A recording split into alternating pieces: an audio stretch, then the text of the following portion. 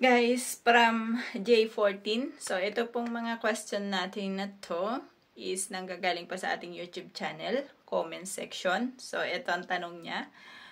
Sana masagot ko daw, paano kapag hindi nakakuha ng police clearance sa abroad na pinanggalingan niya. So, galing po siya ng Saudi.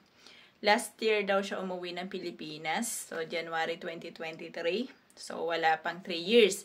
Kasi para po sa information nyo, ang pagkuha po ng police clearance once na nag-apply kayo dito sa Czech Republic, kailangan po, kung galing kayo ng ibang bansa, naka 3 years na kayo sa Pilipinas. So, exempted na sana kayo na kumuha ng police clearance from the previous country na pinanggalingan nyo. Pero kung wala pa po kayong 3 years, so kailangan nyo talagang humingi ng police clearance dun sa bansa. For example, galing ka ng Taiwan or ng Japan or ng saan pa ba?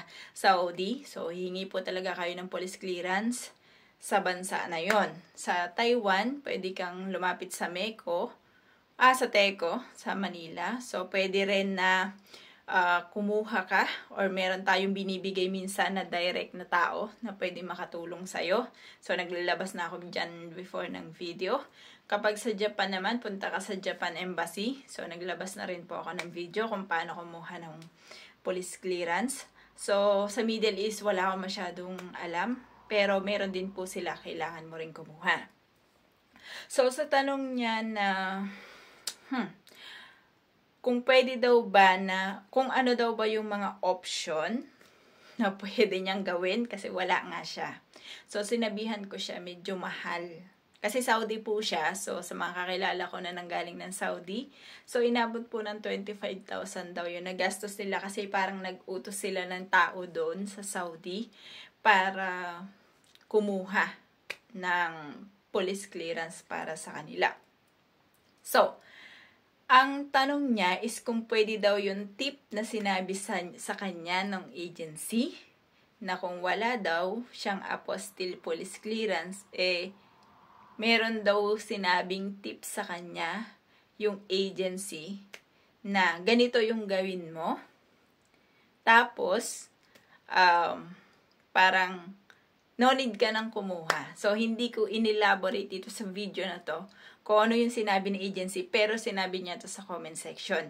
Hindi ko siya inelaborate kasi very sensitive siya. So, hindi siya dapat inilalabas as video. So, sa mga gustong magtanong, pwede kayong mag-reach out sa akin. Pwede kayong mag-comment. Then, pwede ko kayong sabihan dun sa comment section. So, hindi ko kayo ma-elaborate kung ano yung ginawa kong process para sa bagay na yon, kung ano yung ginawa ko na process before.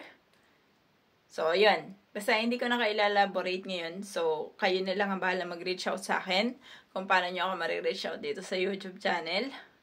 Kung ito yung problema nyo, yung kagaya ng problema niya. So, wala kasi siyang police clearance.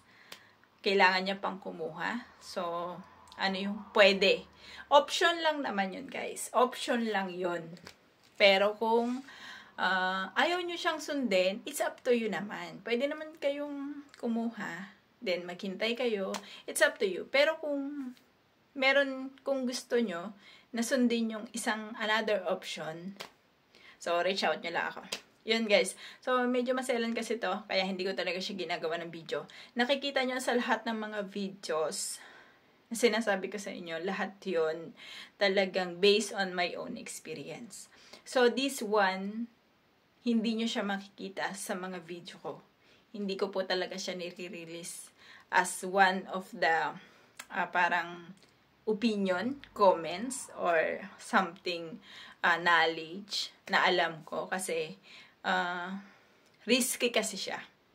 So, yun. Guys, puntahan nyo na lang ako or i-reach out nyo na lang ako kung sakali man na same kayo ng problem nitong si Mr. J14. So, nag-response ako sa comment niya sa YouTube channel ko. So, nag-response ako sa kanya. So, kung magme-message din kayo, siguro i-response ko na lang din kayo doon. Anyway, thank you guys and have a nice day.